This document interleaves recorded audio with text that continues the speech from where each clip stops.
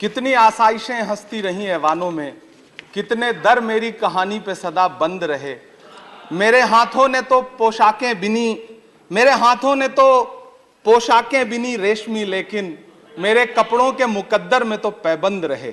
सभापति महोदय, मैं आज एक ऐसे समाज और उससे जुड़े उद्योग का दर्द आपके सामने रखने के लिए खड़ा हुआ हूं जिसे बुनकर समाज कहा जाता है, जो अपने हाथों के उंगलियों के हुनर से धागा जोड़ता है और हमारे आपके जिस्मों के लिए लिबास बनाता है।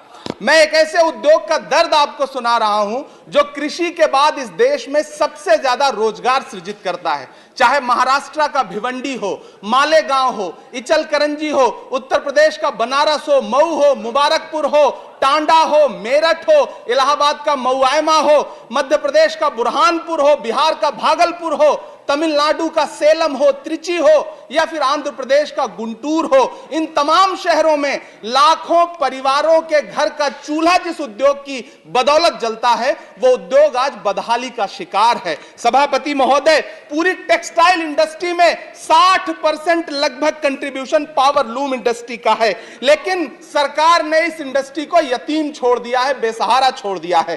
कांग्रेस की सरकार ने इसके सपोर्ट के लिए 30% कैपिटल सब्सिडी दी थी, लेकिन 2014 में जब भाजपा की सरकार आई तो उसे घटाकर 10% कर दिया और इन दिनों पिछले 6 महीने से उसे भी बंद कर रखा है। सभापति महोदय, गब्बर सिंह टैक्स यानी सरकारी भाषा में जीएसटी, धागों पर लगाई गई जीएसटी ने पूरी यॉर्न मार्केट को फ्लैक्चुएट कर रखा है। सभापति महोदय, यॉर्न मार्केट के फ्लैक्चुएशन ने यह दिखा दिया है कि उस पर सरकार का कोई कंट्रोल नहीं है और यह उद्योग उसकी वजह से ज्यादा तबाह हो रहा है। चाइना से नेपाल और बांग्लादेश के रास्ते होने वाली डंपिंग ने इस उद्योग की बर्बादी में और सहायता जताई है। पूरे एशिया में सबसे ज्यादा पावर लूम भिवंडी में हुआ करता है, लेकिन सरकारी उदासीनता के बाद पिछले दिनों 2 लाख से ज्यादा पावर लूम मशीनें कबाड़ में बिक गई।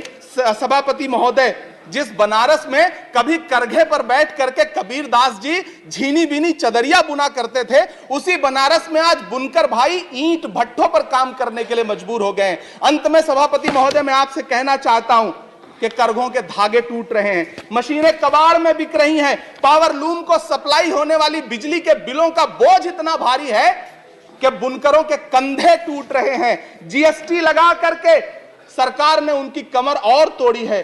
सरकार ने जीएसटी की, आखिरी बात कह रहा हूं सभापति महोदय, सरकार ने जीएसटी की लिमिट 20 लाख रखी है। मैं अनुरोध कर रहा हूं, मांग कर रहा हूं कि जीएसटी की लिमिट कम से कम 50 लाख की जाए, इस उद्योग पर मरहम लगाया जाए, सस्ती बिजली दी जाए।